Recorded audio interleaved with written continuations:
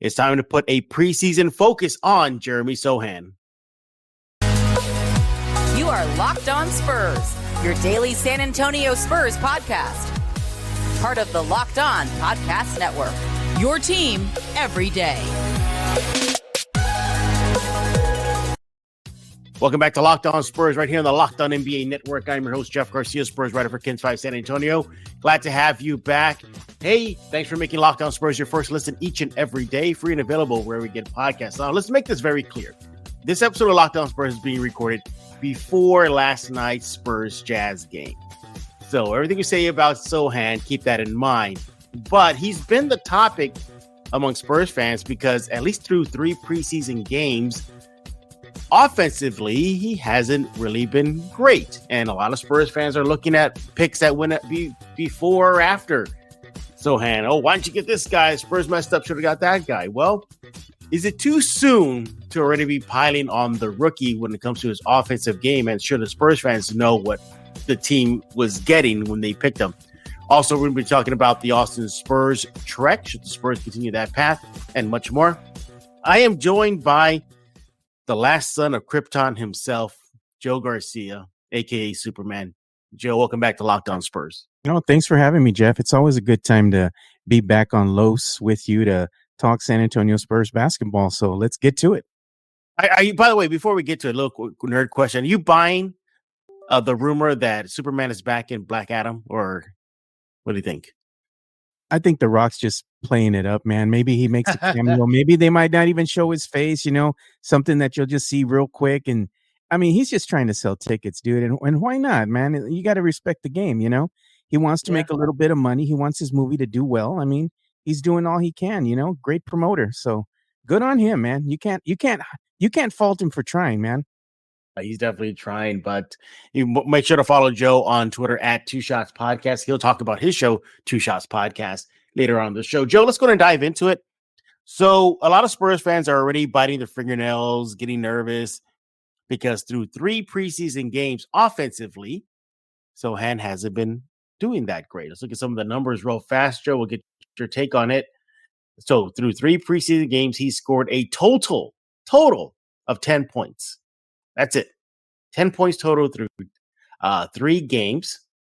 And you're looking at his shooting percentage. Well, he's shooting 21% from the field. Spurs fans are already getting upset about this, and it's just a preseason, Joe. Why should they come off the ledge? I mean, I'm not telling them to come off the ledge. I mean, that is something to, be cautious about. But I mean, going back and looking at his scouting report, and more importantly, looking at his averages when he was playing with Baylor, he wasn't a very prolific shooter. Throughout his career with Baylor, he was only averaging 9.2 points per game. And if you look at the scouting report, that was one of the concerns that they had with Sochan entering the NBA draft was his offensive game. Again, he was just making 29.8% of his catch and shoot threes and only 58% of his free throws. And he doesn't have a proven jump shot, so it's not likely that NBA defenses are going to buy on his exaggerated pump fake because they're not believing that he's going to actually be able to knock down the shot. It's cause of concern, yes, but it's something that the Spurs coaching staff, I'm sure, will work on. But this is not a cause of concern for Spurs fans, because at the end of the day, they went ahead and picked Jeremy Sochan, not because of his ability to score, but because of his ability to play defense out there on the court, so they can come off the ledge. Yeah, it was like one of those things where if you did your homework before the Spurs picked him, then you should have known that coming out of Baylor, as Joe mentioned, this guy was not an offensive juggernaut. What are they expecting, Jeff? Are they expecting him to drop like 20 points a game? I mean, I think so. I think there's so much expectation on a top 10 pick that they expect a top 10 pick, number 9, to be doing it all on the court. And as mentioned, or you mentioned, Sochan wasn't that even coming into out of college. But do you factor in he didn't play in Las Vegas? Yes. Didn't get some run with Team Poland? Yes. It's just 3 games in his NBA belt. They're not even the legit games yet. They're just preseason. And Spurs fans are a little nervous. Now, you're looking at what he does right. Now, what he does right is this. He's getting through 3 preseason games, 4 rebounds a game.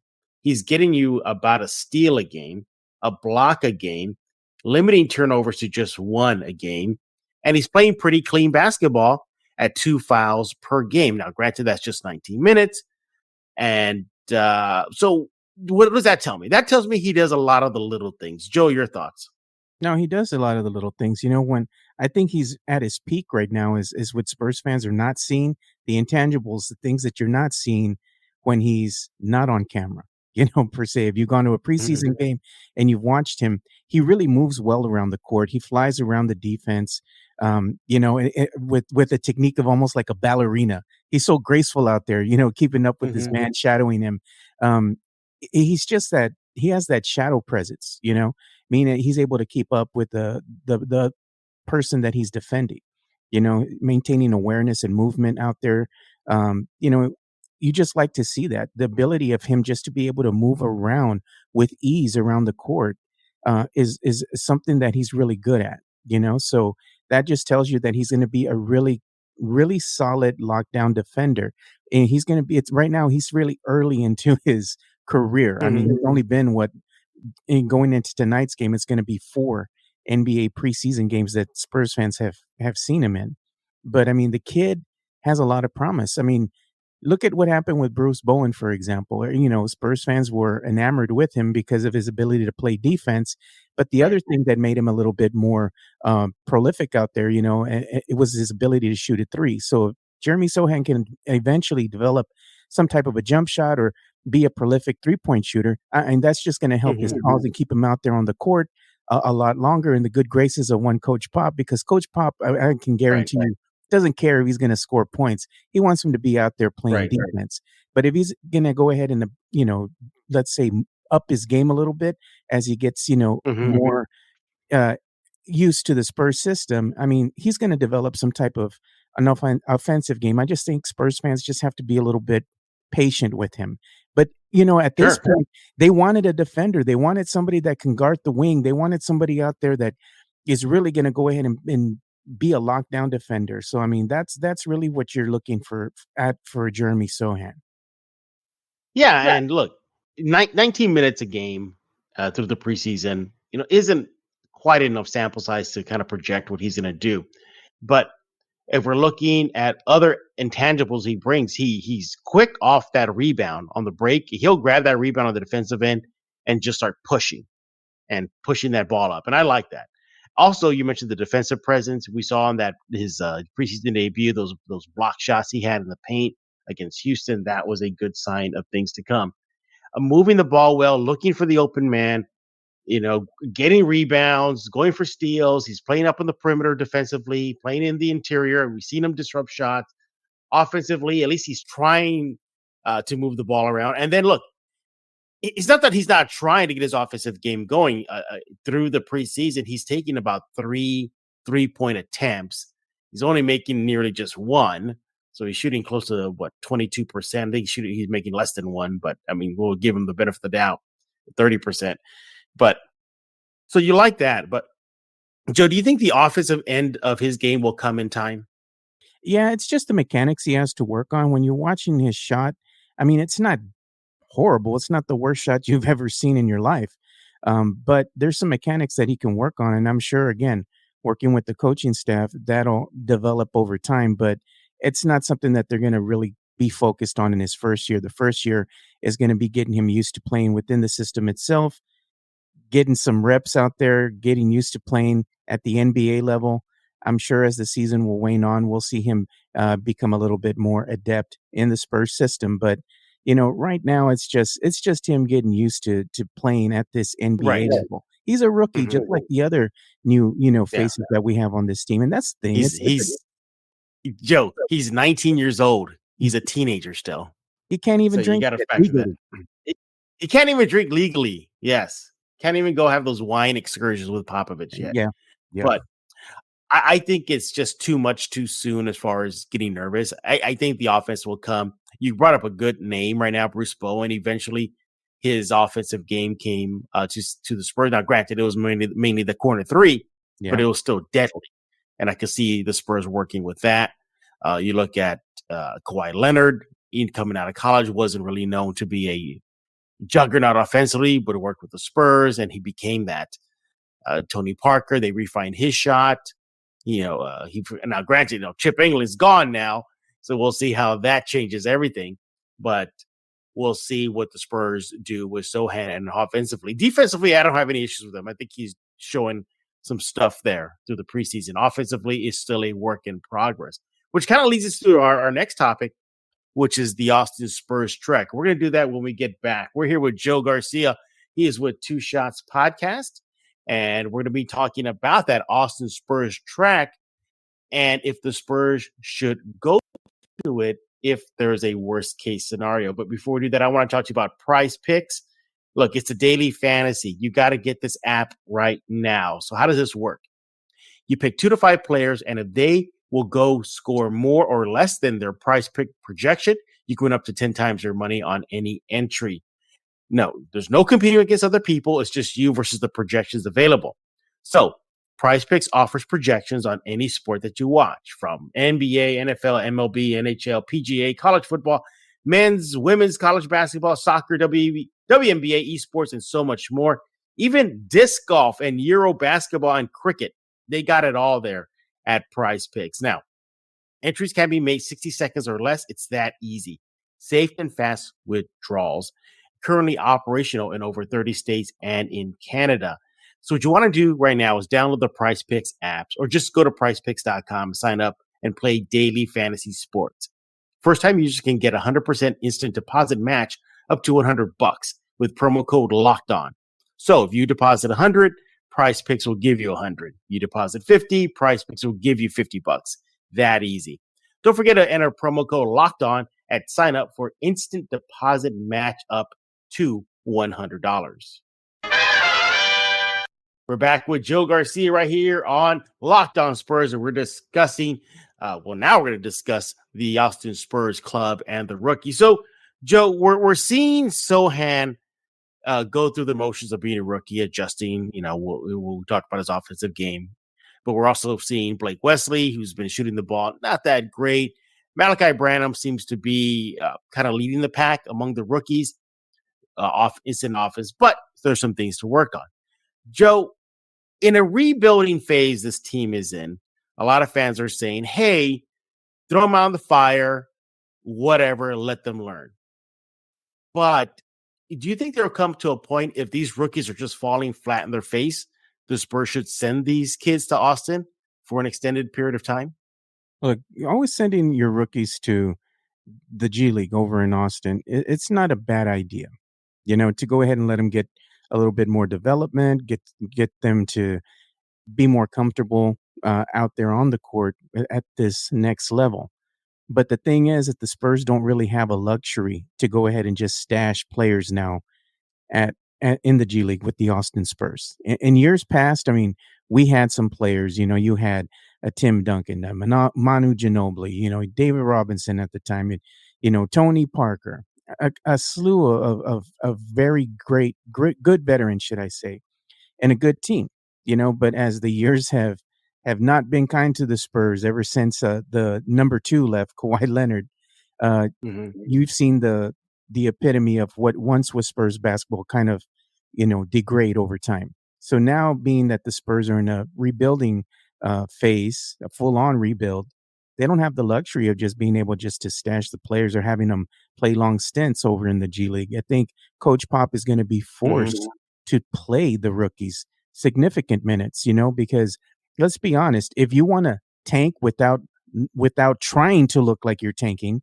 you're going to want to go ahead and just give a lot of minutes to your younger players because they lack experience. The only way to get them better is to kind of throw them in the fire and let them learn, by going out there and going up against some of the best in the NBA. I think Coach Pop is not going to have a choice. What are you going to do? You have a handful of veterans, and other than that, you have a lot of new faces and a lot of young faces at that. I believe that the Spurs entering this season are probably one of the youngest teams in the NBA. They have 2 players that are respectively 19 years old, and and was it Malachi Branham? Yeah, more. Yeah, it's Malachi, it's Blake, it's Primo, it's Sochan. Yeah, so you have 19-year-olds out there on the court. What were we doing at 19 years old, you know? So I'm just Not playing the saying NBA, that's for sure. that's for sure, yeah. So I'm just saying at this point in time, Coach Pop isn't really gonna have a whole lot of a choice but to go ahead and give his younger players significant minutes. So, yeah, not it's gonna be fun to see them though playing, in the Austin in the Austin Spurs in the G League out there. You're gonna be able to catch some games and see what they're gonna do. And I'm sure that they'll put up some points over there, but when they come back, I mean, it's the learning process. It's what did they learn, in their stand with the G League and actually putting that to work at the NBA level. So it's going to be just a Right. season of growth, but yeah, there's not going to be that luxury anymore. Those days are gone, Jeff. I wouldn't mind them there for a while. I mean by a while, I don't mean half a season, as we've seen. Like, remember Primo, he did about 2-3 months ish in Austin. We saw that with Keldon. He did almost half his rookie year before the pandemic happened. But excuse me, I look at the situation and there's pros and cons. There's pros. You get to Austin, great. They really get heavy minutes. They really get invested into the Spurs system, as we all know. And boom, they come back and maybe they're better players. Same time, Joe, that depletes the San Antonio team, and maybe there's some more L's on that side without having three key components. And Wemby, draft lottery odds spike up. Then there's also keeping them in San Antonio for the exact same reason of, hey, let them fall on their face. They're developing. And, oh, no, the costly turnover, another L, Wemby's free sweepstakes. So there's pros and cons to all this stuff. I think they shouldn't abandon the Austin Spurs track this upcoming season. I don't think they should send all three of them out in one shot. If Sochan is falling on his face, bench him for a while. And if you feel the need for him to go there for a week, fine. Same thing with Malachi, same thing for Blake. Do you think, Joe, of the three rookies, Branham, Blake, Sochan, which one do you think will likely see more time in the G League? Oh, man. I'm leaning Blake. I'm leaning I Blake. think it would be Blake, but I mean, overall, I think they're all going to see a little stint, in the G League with the Austin Spurs at some point in time, in various points, throughout the season, and that's the thing. And Coach Pop is probably going to rotate them out, more than likely, but he's going to also play them when they're, here in San Antonio. They're not going to be just sitting on the bench for, a majority of the season. I think, like I said, he's going to be forced to play these rookies out there on the court, and it's not a bad thing necessarily. I mean, like I've been saying for a while, I think what's going to happen right now is that the Spurs, like I keep telling everybody, they're going to embark on the classiest tank job that the league has ever seen. If you don't want to make it look so obvious, you're going to want to play your younger players, like I said, and I mean, if it translates to wins, good. If it doesn't, that's not a bad thing either, because at the end of the day, Spurs fans are eyeing Wemby. They're eyeing Scoot Henderson. They want a top 5 pick, a top 3 pick. That comes at a price. You got to lose some games. And everybody's going to be in the Wemby sweepstakes. Let's be honest. I think Utah is going to give the Spurs a run for their money for one of the worst records in the West and also in the NBA itself. But I mean, we'll see what happens. I mean, let's at the end of the day, let's look at the positives. The Spurs don't necessarily win a whole lot of games because they're going to play a lot of their younger players. That's a good thing because the players are going to get much needed experience, and it's a year of watching these young players develop. It's a year of growth, not necessarily wins, growth. I know a lot of Spurs fans have been talking nonsense out there. It's either the play in or bust. No, man, let's get it out of the way. It's not going to happen, but you can still enjoy watching the team. Yeah, we'll definitely see how the Spurs are going to utilize the Austin Spurs I-35 highway back and forth as they've done heavily in the past. Does that take a dramatic turn this year, or do they still dip into that if the rookies tend to fall on their face as you kind of expect them to do? You're going to expect them to hit the rookie wall. That's going to happen. But just how much you're going to throw them into the fire, I want to see that. And if does throwing them into the fire mean learning how to pave your way out in the G League. When we get back, we're going to catch you up with some Spurs news and notes, some Wemby news, and much, much more with Joe Garcia of Two Shots Podcast. We're back with Joe Garcia. He is with Two Shots Podcast, and we're talking all things silver and black. Joe, I mean, why did you have to give Black Adam a beatdown like that? I saw the video. That was pretty bad. And you handled it pretty good. I don't think anybody can beat down Black Adam, dude. He's like he says, he bows to no one, and he's one of the strongest characters in the DCEU. I'd like to see the sequel, if there is a sequel. You know, hopefully this movie does so good, so we can go ahead and see him go up against Superman. And it's the big question is, the big rumor is, Jeff, maybe Henry Cavill is going to come back and, you know, don the cape again. So that would be fun. That is a rumor. I hope so. That'd be great. That'd be so much fun to see them two battle it. But Joe, let's go and catch up everybody on some Spurs news and notes. And we start off with the Wemby sweepstakes. Point Bet Online, or should I say Point Bets USA online. Vegas odds maker recently released the odds on who has the best shot at getting Wemby. And lo and behold, the Spurs are at the top of the list, tied with the Utah Jazz. Joe, are you team tank or team no tank? I'm team tank, dude. I mean, at this point, you're going to want to tank, you know, without making it look like you are. You know, like I told you, we're about to see the classiest tank job the NBA has ever seen. You know, and I had even told you before you even gave me these stats, Utah's going to give the Spurs a run for their money for the worst record, not only in the Western Conference, but also in the NBA itself. So not surprising, but if you want to grow, if you really do want this team to grow and get better, you got to look to the draft. And if you want to go ahead and get a high pick, it comes at a cost, and that means that you're going to have to lose some games. I'm not saying the Spurs are going to go outright and say we're tanking, you know, and it's going to happen. I just think it's going to happen naturally. But again, you got to lose in order to win, right, Jeff? Yeah. Look, historically, the Spurs have shown it. The Spurs had a bad season, and what happens? David Robinson comes, changes the fortunes of the franchise.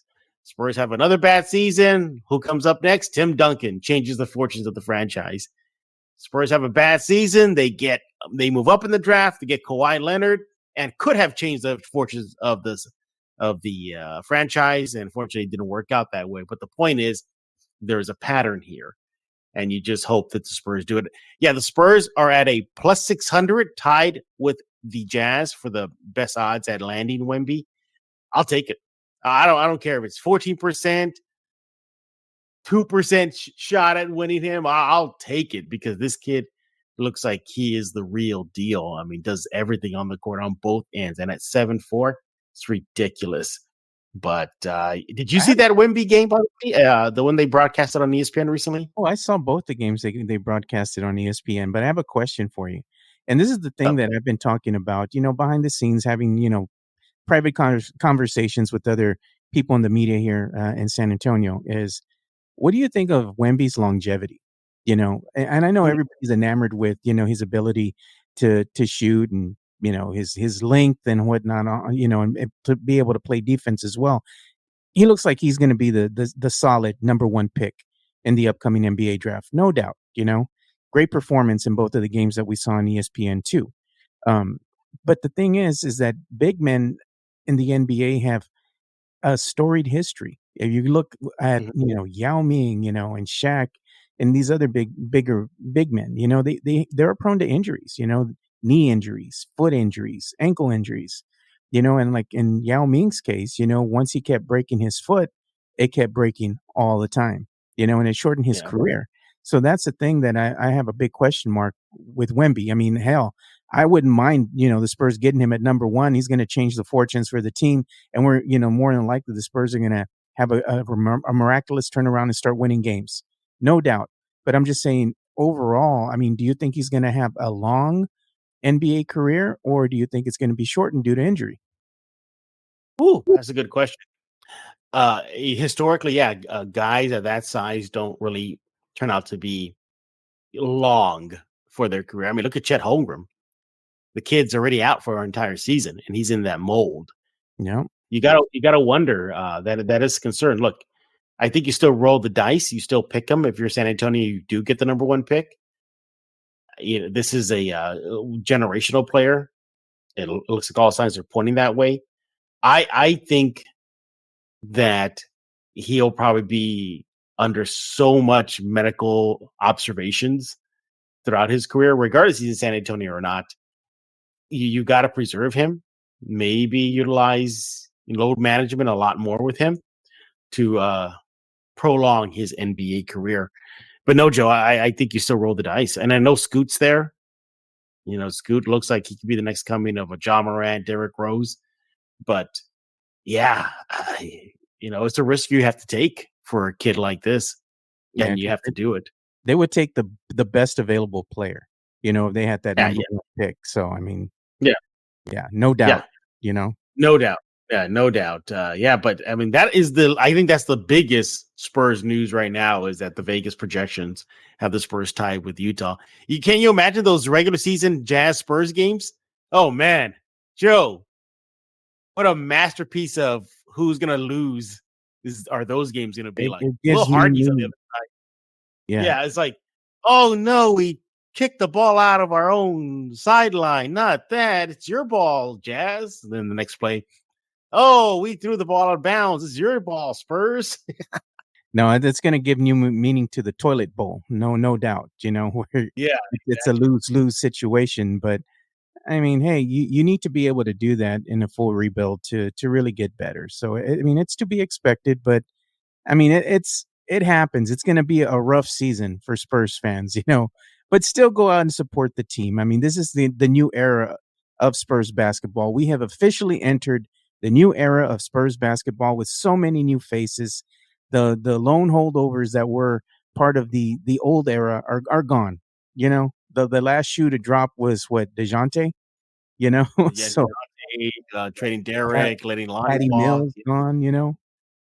Everyone's gone. The only holdover that we have left is one Coach Popovich, and you know what? We don't even know what's going to happen with him. So really, Spurs fans, go out and enjoy watching the games in person because you don't know. I mean, this could really, really be it for Coach Pop, So again, we say that every year, but I mean, this could be the last time you see him out there on the court coaching the San Antonio Spurs. So enjoy that. Take solace in that. Absolutely. Joe, tell us all what's going on over at Two Shots. Well, we are going to be recording a new episode for the new season of Two Shots podcast. Starting today, we are going to have our good friend, Rudy Campos Jr. from Sweep the League, join us. He's going to be our first in-studio guest as we start bringing people into my newly finished studio. Yeah, it's all cleaned up and everything. Yeah, we're going to have conversations here, talk Spurs basketball, sports, and we're also going to be joined on the show, too, with our good friend, Benjamin Bornstein. You're familiar with Ben, a big nerd at heart as well, so it's going to be a fun show. Absolutely. Make sure to follow Joe on Twitter at Two Shots Podcast. I can tell you right now, Joe is doing his tidying up of his man cave / studio. Very clean, Joe. Good job. Good job. Thank you. It warms my heart to know that you give me your approval for cleanliness, Well, I like that. I like having the Tim Duncan posters back there. I see a Stormtrooper bobblehead. I think that's what that is. I don't know. Let me see. It looks like a Stormtrooper bobblehead. No. That Stormtrooper was. Remember when Star Wars came back into the theaters? When they went ahead and did the special effects and everything. What was it like 97, 98, 7, 98, something like that? Mm-hmm. Well, they had all these giveaways, right? So you would go to Taco Bell and you would get their version of the Happy Meal, and they had Star Wars toys in there, and that was one of the Star Wars toys. Yeah, I remember that. Yes. It winds up, like if you wind it up, it's like a snow walker with a little Stormtrooper on it. He actually walks across the desk, Oh, okay. And you got the Coyote bobblehead. I see that. Yeah. You got the Foreign Legion poster. That's pretty cool. Yeah. And I have the other one. It says Reclaiming the Crown. And it has Tim Duncan and Dave Robinson on there when they reclaimed the crown in the 03 championship, Absolutely. Again, make sure to follow Joe on Twitter at Two Shots Podcast. We thank you for making Locked On Spurs your first listen each and every day. For a second listen, go check out the Ultimate Pro Basketball Preview 2022, a 6-episode extravaganza to get you ready for the NBA season. The local team experts and the NBA insiders of the Locked On Podcast Network and on Odyssey, all combining into one Ultimate NBA Preview. Search for Ultimate Pro NBA Preview 2022 in your Odyssey app, YouTube, or wherever you get podcasts. And same thing, Locked On Spurs is on YouTube, Ken's 5 Plus app, iTunes, Google Play. Pick a platform, we are there. Yes, Locked On Spurs is still giving away its off-season weekly fan prize. The person that's going to be donating it this week, Rudy, he's coming on tomorrow. So he's going to announce what fans can hope to win. So check out Locked On Spurs tomorrow. Likely going to be looking back at the Spurs Jazz game as well, and much, much more. So for Joe Superman Garcia, I am Jeff Garcia. We're going to put a lock on this episode of Locked On Spurs.